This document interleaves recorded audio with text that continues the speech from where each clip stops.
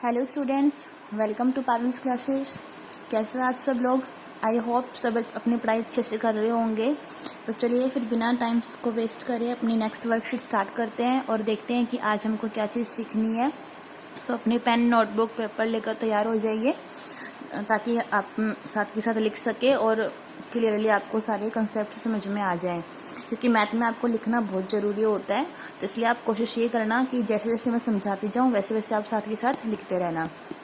तो चलिए स्टार्ट करते हैं। लास्ट क्लास में हमने जो सीखा था वो हमने सीखा था सर्वांग समता। मतलब इस वर्ड का सिर्फ और सिर्फ मीनिंग सीखा था हमने कि सर्वांग समता क्या होता है, और इसके ऊपर इसके जो बेसिक कंसेप्ट है वो सीखे थे कि दो त्रिभुज हैं वो आपस में सर्वांग सम कब होंगे। ठीक है, लेकिन अब हमारे पास अलग अलग नियम आते हैं सर्वांग समता के नियम। मतलब क्वेश्चंस में ये सारे नियम यूज होंगे कि कोई क्वेश्चन आपको मिल जाएगा तो उसके अंदर आपको ये बताना होगा कि अगर ये दोनों त्रिभुज सर्वांग सम है तो किस नियम से सर्वांग सम है। मतलब कौन सा रूल आपने अप्लाई करा कि ये जो दोनों त्रिभुज थे आपके आपस में सर्वांग सम हो गए। जैसे मैंने देखो यहाँ पे लिख रखा है ना कि ये त्रिभुज है और ये त्रिभुज आपस में सर्वांग सम है, और ये रूल का नाम लिख दिया। ठीक है, तो इस तरह से कई सारे रूल हमारे पास आते हैं। तो इसमें जो मेन रूल है हमारे पास 4 रूल है। पहले हम उन 4 रूल को समझेंगे कैसे अप्लाई करते हैं, फिर बाद में उसके ऊपर हम एक क्वेश्चन को करके देखेंगे। तो ये मैंने एग्जाम्पल लिए हैं, एग्जाम्पल के साथ साथ मैं समझाती जा रही हूँ। आपकी वर्कशीट आपने देखी होगी, आपकी वर्कशीट में भी ऐसे एग्जाम्पल दे रखे हैं, तो मैंने वही एग्जाम्पल लिए हैं, कुछ अलग से नहीं लिए हैं ताकि आपको अच्छे से समझ में आ जाए। ओके, तो जो पहला नियम है हमारे पास वो है भुजा भुजा भुजा। अब देखो नाम जो इस नियम का है भुजा भुजा भुजा, तो नाम याद रखने के लिए इजी तरीका ये है एस एस एस। आपको पता ही है भुजा को इंग्लिश में क्या बोलते हैं? साइड बोलते हैं। लिख रखा है मैंने आपको समझाने के लिए। भुजा को क्या बोलते हैं इंग्लिश में? साइड। तो साइड का मतलब एस, पहला जो लेटर होता है ना एस, वो लिख दिया। कौन को इंग्लिश में क्या बोलते हैं? एंगल बोलते हैं। तो एंगल का जो पहला लेटर है वो ए, तो मैंने वो ए लिख दिया। तो जहाँ पर एस लिखा होगा मतलब साइड, मतलब कि भुजा। जहाँ पर ए लिखा होगा ए मतलब कि एंगल, मतलब कि कोण। ठीक है, तो देखो पहला रूल क्या है? एस एस एस, भुजा भुजा भुजा। तो इसको अप्लाई कैसे करना है? इसका मतलब क्या हुआ? मान लो ये 2 ट्राइंगल है दे रखे हैं हमको। एक ट्राइंगल है ए बी सी और एक ट्राइंगल है पी क्यू आर। अब अगर आपको दिख रहा हो तो देखो इसमें BC कितने दे रखी है? 5 सेंटीमीटर, और QR कितना दे रखा है? 5 सेंटीमीटर। तो ये भुजा और ये भुजा आपस में बराबर होगी ना। ऐसे इसमें देखो ये 6 सेंटीमीटर, ये भी 6 सेंटीमीटर है, तो ये भुजा भी आपस में बराबर होगी। यहाँ पर कितने है? 3 सेंटीमीटर, और ये वाली भुजा भी कितनी दे रखी है? 3 सेंटीमीटर। तो तीनों ही भुजा क्या है? आपस में बराबर है। तो देखो 3 बार लिख रखा है ना एस एस एस की तीनों भुजा आपस में क्या हो जाए? बराबर। तो इसका मतलब क्या हुआ? जब किन्हीं 2 त्रिभुज की जो भुजाएं होती हैं, साइड होती है, तीनों भुजाएं होती हैं, अगर आपस में बराबर है तो उसके ऊपर हम ये वाला रूल अप्लाई कर सकते हैं कि एस एस एस। तो क्या लिख सकते हैं हम कि ये ट्राइंगल ए बी सी सर्वांग सम होगा इस वाले ट्राइंगल के। तो वही ट्राइंगल का नेम कैसे लिखना पड़ेगा? A B. ए पे 3 सेंटीमीटर, ये जो ऐसे ए बी की जो भुजा है वो 3 सेंटीमीटर, तो इसमें 3 सेंटीमीटर वाले देखो ये वाली है, तो इसलिए ए पे पी और बी पर क्यू। तो पी क्यू आर, तो ये त्रिभुज किसके सर्वांग सम होगा? त्रिभुज पी क्यू आर की। और रूल कौन सा लगा? एस एस एस, क्योंकि इसमें तीनों भुजाएं जो थी वो बराबर थी, तो इसलिए रूल क्या हुआ? By S S rule. इसका मतलब क्या हुआ कि ये त्रिभुज इस त्रिभुज के सर्वांग सम है इस रूल के कारण, इस नियम के कारण। और नियम का नाम क्या है? S S S. ठीक है, इस तरह ये पहला नियम अप्लाई होता है। मतलब आपको क्या ढूंढना होगा कि अगर कोई 2 त्रिभुज है आपस में उनकी तीनों भुजाएं बराबर हो गई तो मतलब कि ये दोनों त्रिभुज आपस में सर्वांग सम हो गए, और रूल हम लिख देंगे कि इस रूल के कारण सर्वांग सम है। ऐसी अगला रूल क्या आता है? भुजा कोण भुजा। अब भुजा मतलब एस साइड, कोण मतलब एंगल तो मतलब ए, और भुजा मतलब दोबारा से साइड तो मतलब एस। तो कैसे लिखा हमने? S A S, S A S. तो इसका देखो एग्जाम्पल, जैसे 2 त्रिभुज लिए हमने, तो भुजा कोण भुजा है ना, इसकी पहचान ऐसे रखो कि 2 भुजाओं के बीच में एक कोण होगा, है ना। इधर भी भुजा है इधर भी भुजा है, तो 2 भुजाओं के बीच में एक कोण होगा। और देखो इस त्रिभुज को देखो, दोनों को, ये भी भुजा ये भी भुजा, इन 2 भुजाओं के बीच में एक कोण है। तो देखो इधर ये इस त्रिभुज में ये 40 डिग्री का है, तो इस त्रिभुज में भी ये 40 डिग्री का है। फिर ये 3 सेंटीमीटर की है तो ये भी 3 सेंटीमीटर की, ये 5 की है तो ये भी 5 की है। तो इसका मतलब क्या हुआ कि त्रिभुज LMN किसके सर्वांग हुआ? त्रिभुज DEF के। क्यों? क्योंकि देखो M पे इधर 40 डिग्री का बन रहा है और इधर E पे 40 डिग्री का बन रहा है, तो मतलब क्या हुआ, M और E ये दोनों आपस में क्या हुए, संगत शीर्ष हो गए ना, जो पिछली क्लास में सिखाया था। तो वही चीज है कि M की जगह पर हम E लिख सकते हैं। तो क्या लिखेंगे हम, ये भुजा और ये भुजा बराबर हुई, ये भुजा और ये भुजा बराबर हुई, ये कोण और ये कोण बराबर हुआ। तो मतलब दो भुजाओं के बीच का एक कोण, दो भुजाओं के बीच का एक कोण। तो मतलब ये रूल अप्लाई हो रहा है इसके ऊपर, भुजा कोण भुजा ये आपस में बराबर हो रहे हैं। तो इसलिए क्या लिखा हमने, त्रिभुज LMN सर्वांगसम है त्रिभुज DEF के। DEF कैसे आया, ये देखो M की जगह पर E, तो ये LM है ना भुजा, ये किसके बराबर है, DE के बराबर है। तो M के आगे तो E लिखना ही लिखना है और L के आगे फिर क्या लिखना पड़ेगा, D लिखना पड़ेगा। तो L की जगह पर D लिखा, M की जगह पर E, क्योंकि M पर भी 40 डिग्री का बन रहा है और E पर भी 40 डिग्री का बन रहा है। फिर N की जगह पर F जो बचा हुआ है। और किस रूल से आपस में सर्वांगसम हुए, SAS बाय SAS रूल से, क्योंकि ये वाला रूल अप्लाई हुआ ना, SAS रूल मतलब कि दो भुजाएं मिली हमको और एक कोण मिला। मतलब क्या हुआ कि दो तो भुजाएं मिली हमको बराबर थी और एक कोण मिला, तो इसलिए ये वाला रूल अप्लाई हुआ। अब इसमें कई बच्चे क्या करते हैं, इसको ना ऐसे लिख देते हैं SSA कि भाई इसमें भी तो दो भुजाएं हैं और एक कोण है, तो ये कुछ नहीं होता, ठीक है। ये फिक्स होना चाहिए आपको, त्रिभुज में जो कोण है ना, ए एंगल है, कोण है, वो दो भुजाओं के बीच में ही मिलना चाहिए, ठीक है, तभी आप ये रूल को लगा सकते हो, नहीं तो नहीं। अगर ऐसे गलत करोगे तो ये गलत हो जाएगा, ठीक है। तो ठीक ये होता है। थर्ड देखते हैं कोण भुजा कोण। अब इसमें क्या हुआ, कोण है भुजा है कोण, मतलब क्या हुआ, दो एंगल के बीच में एक भुजा है ना, दो कोण के बीच में एक भुजा, मतलब ASA एंगल साइड एंगल। तो इसको कैसे लेंगे, एग्जाम्पल देखो इसका, त्रिभुज DEF, ठीक है, त्रिभुज DEF। तो इसमें और ये त्रिभुज है, देखो ये 70 डिग्री, ये भी 70 डिग्री, ये 75, ये 75 डिग्री, ये 3 सेंटीमीटर, ये भी 3 सेंटीमीटर।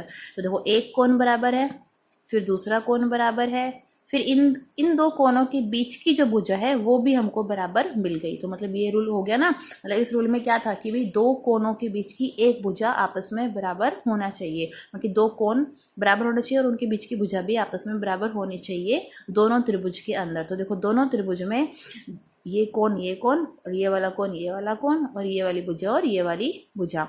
तो क्या लिख सकते हैं कि त्रिभुज DEF, वही लिख रखा त्रिभुज DEF सर्वांगसम होएगा। अब देखो D की जगह क्या लिखना पड़ेगा, 70 डिग्री का कोण देखो कहाँ बन रहा है, इस पे बन रहा है ना, तो Q ही लिखोगे, तो Q लिखा मैंने। फिर E की जगह क्या लिखना पड़ेगा, 75 डिग्री का कोण कहाँ बन रहा है, यहाँ बन रहा है, तो क्या लिखोगे, R लिखोगे। फिर बचा हुआ पॉइंट इधर F है, तो इस वाले त्रिभुज में P, यहाँ पर P आएगा, सॉरी QRP। तो त्रिभुज DEF किसके सर्वांगसम है, त्रिभुज QRP के। तो रूल कौन सा लगा हमारा, ASA भुजा, सॉरी कोण भुजा कोण, एंगल साइड एंगल, इस वाले रूल से ये दोनों त्रिभुज क्या हो गया आपस में सर्वांगसम। लास्ट रूल है हमारा सबसे इजी और सबसे इजी पहचान में आने वाला, मतलब इसको तो देखते के साथ ही आप लिख सकते हो कि हाँ रूल RHS। कैसे, नाम क्या है, समकोण कर्ण भुजा समकोण के नाम का R, कर्ण के नाम का H और भुजा के नाम का S, ठीक है, समकोण कर्ण भुजा। देखो समकोण मतलब क्या होता है, 90 डिग्री का कोण, किसका डिग्री का कोण, 90 डिग्री का कोण, ठीक है। तो ऑब्वियसली बात है कि भी दोनों त्रिभुज हमारे पास क्या होने चाहिए, 90 डिग्री के होने चाहिए, उसमें कोण मतलब कि 90 डिग्री का बना होना चाहिए, दोनों त्रिभुज क्या होना चाहिए, समकोण होना चाहिए, तभी हम इसके ऊपर ये रूल अप्लाई कर सकते हैं। तो दो त्रिभुज देखे मैंने एग्जाम्पल में, इधर भी 90 डिग्री है, इधर भी 90 डिग्री है, ठीक है, समकोण है, मतलब 90 डिग्री का कोण तो हमको मिल गया बराबर। अब किसकी बारी आई, कर्ण देखते हैं, दोनों का कर्ण बराबर है या नहीं है। कर्ण देखो यहाँ पे 5 है, यहाँ पे भी 5 है, ठीक है, कर्ण भी बराबर है। अब भुजा देखते हैं, भुजा भी यहाँ पे बराबर है, देखो ये 3 है और ये 3 है तो मतलब क्या हुआ, ये दोनों त्रिभुज आपस में बराबर है, किस सॉरी सर्वांगसम है, किस रूल से, RHS से। तो मैंने यही लिखा त्रिभुज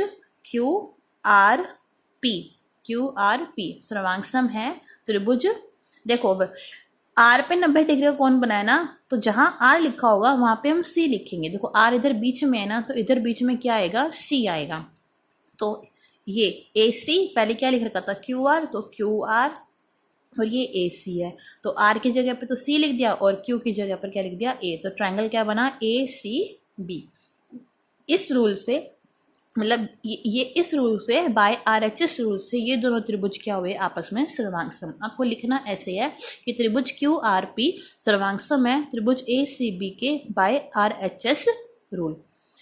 ठीक है, अगर आपको ये नियम अभी तक समझ में ना आए हो तो इस वीडियो को शुरू से देखो, तब अच्छे से समझ में आएंगे। ठीक है, ये क्योंकि त्रिभुज की जो ये नियम है सर्वांग समता की, बहुत इंपॉर्टेंट नियम है, क्वेश्चन में कब कहाँ यूज हो जाएंगे आपको पता भी नहीं चलेगा। तो इसलिए आपको इसको ध्यान से समझना है कि ये कैसे हम रूल अप्लाई कर रहे हैं। ठीक है, तो अगला क्वेश्चन, अब क्वेश्चन देखते हैं इसके ऊपर। ये क्वेश्चन बस अभी इसी के ऊपर है कि आपको, ताकि नियमों की पहचान हो जाए कि नियम किसमें कौन सा लग रहा है, कैसे लग रहा है, तो इसलिए ये क्वेश्चन इस तरह से बनाया गया है। तो क्वेश्चन में करना क्या है, कई सारे त्रिभुज हमको दे रखे हैं और ऊपर जो क्वेश्चन की हेडिंग दे रखी है उसमें यही है कि भी सर्वांगसम त्रिभुजों के जोड़ों को पहचान कर लिखो। मतलब कोई कौन से दो त्रिभुज आपस में सर्वांगसम है और किस रूल से है, बस ये लिखना है हमको। तो देखो करने का तरीका, जब हमको कई सारे त्रिभुज दे देते हैं ना, तो 1 बाय 1 चलते हैं। मतलब पहले इस त्रिभुज को उठाते हैं। अब देखो इस त्रिभुज में क्या है, ये 90 डिग्री का दे रखा है, तो मतलब यहाँ पर कहीं समकोण त्रिभुज देखना पड़ेगा, क्योंकि पेयर में होएगा ना, कोई त्रिभुज दूसरे ही त्रिभुज के तो सर्वांग सम होएगा। तो मतलब दो त्रिभुज तो मिलने चाहिए ना, दो त्रिभुज के जोड़े तो बनेंगे इसमें, है ना। तो इसलिए अब देखो यहाँ पे 90 डिग्री का कोण है इस त्रिभुज में, तो दूसरा त्रिभुज कौन सा है जिसमें 90 डिग्री का कोण बन रहा है, ढूंढो आप। तो ये वाला त्रिभुज ही है जिसमें 90 डिग्री का कोण बन रहा है। तो मतलब इस त्रिभुज से इस त्रिभुज में हम मैच करके देख सकते हैं। अब आगे मैच होगा या नहीं होगा वो तो अलग बात है, लेकिन हाँ हम मैच कर देख सकते हैं, ये चीज है फिक्स। तो देखो 90 डिग्री 90 डिग्री, ठीक है। राइट एंगल, राइट जो है आर है, समकोण है, समकोण तो बराबर है, ठीक है। अब आगे देखते हैं, भुजा 5 सेंटीमीटर, यहाँ पे भी भुजा 8 सेंटीमीटर, सॉरी इधर ये 5 सेंटीमीटर यहाँ पर है ना, 5 सेंटीमीटर। और ये इसका कर्ण देखो 8 सेंटीमीटर है और इसका कर्ण भी क्या है, 8 सेंटीमीटर है। तो देखो समकोण भी बराबर, कर्ण भी बराबर और ये भुजा भी बराबर। तो एकदम जो लास्ट रूल पढ़ा था हमने, समकोण कर्ण भुजा, उस रूल से ये दोनों त्रिभुज आपस में क्या हो गए, सर्वांगसम हो गए ना। तो एक पेयर हमको क्या मिल गया, एक पेयर हमको क्या मिल गया, पहला यहाँ पर हम क्या लिख देंगे, पहला क्या लिखेंगे हम,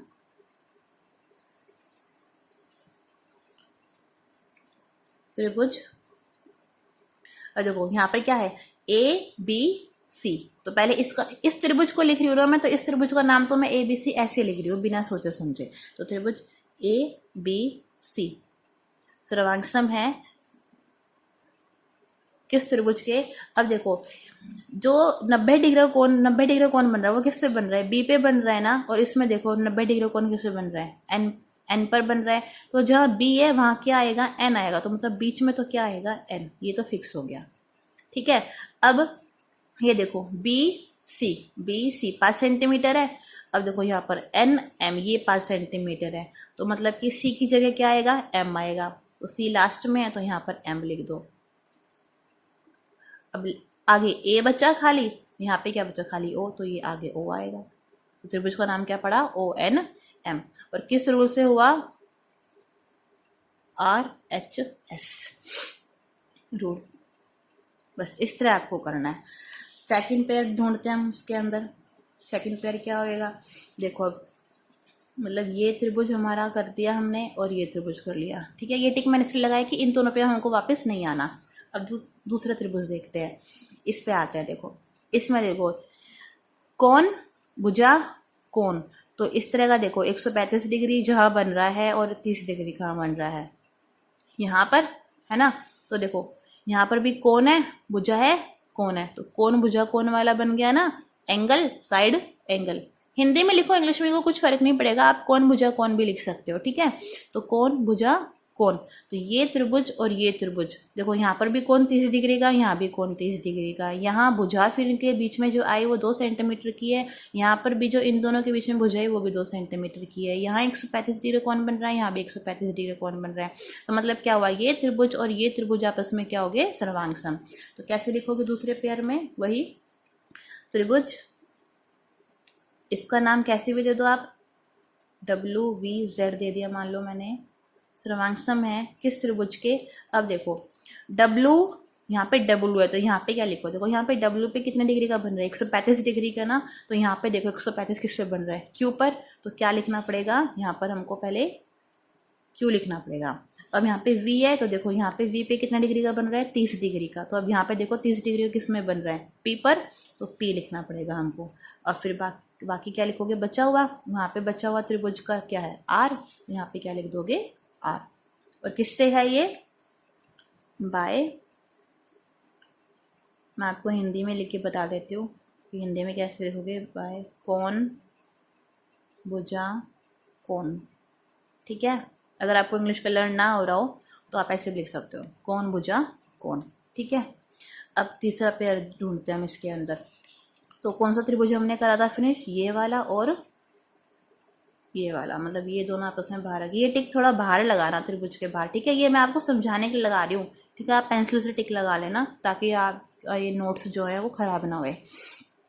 अब आगे देखते हैं अगले पर। ये चारों तो हमारे हो गए।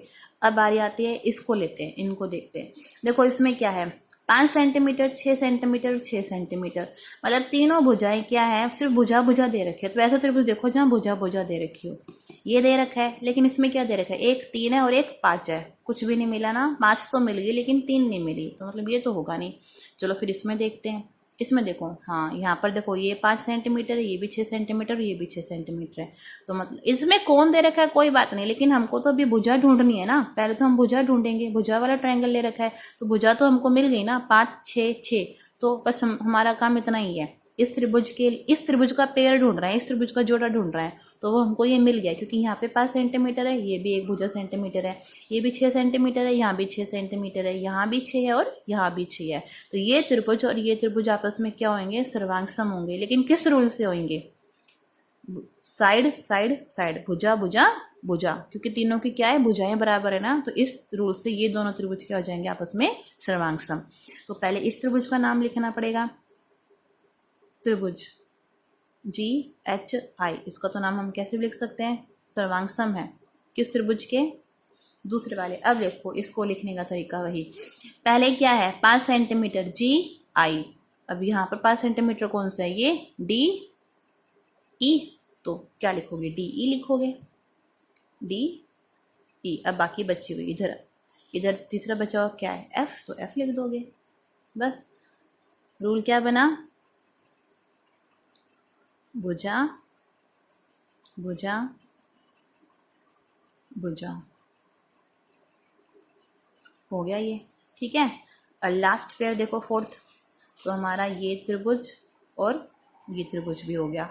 अब इसमें देखो, इस त्रिभुज में ये त्रिभुज क्या दे रखा है, 6 सेंटीमीटर और 6 सेंटीमीटर। तो अगर जो बचा है त्रिभुज वो एक यही बचा है, 3 और 5, लेकिन मैच तो नहीं हो रहा। तो इट मीन्स क्या हुआ कि इस त्रिभुज से तो मैच हो नहीं रहा, तो जरूर इनमें से किसी त्रिभुज से मैच हो रहा होगा। अब इसका मतलब ये थोड़ी टिक पर कि ये हो गए तो हमको वापस देखना नहीं है, क्वेश्चन में तो है ही ना।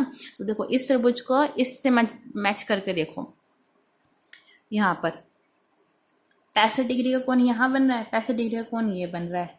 ठीक है, तो 6 सेंटीमीटर, यहाँ पे आप ये 5 कर लो, थोड़ा सा गलत दे रखा है, यहाँ पे 5 सेंटीमीटर होगा। ठीक है,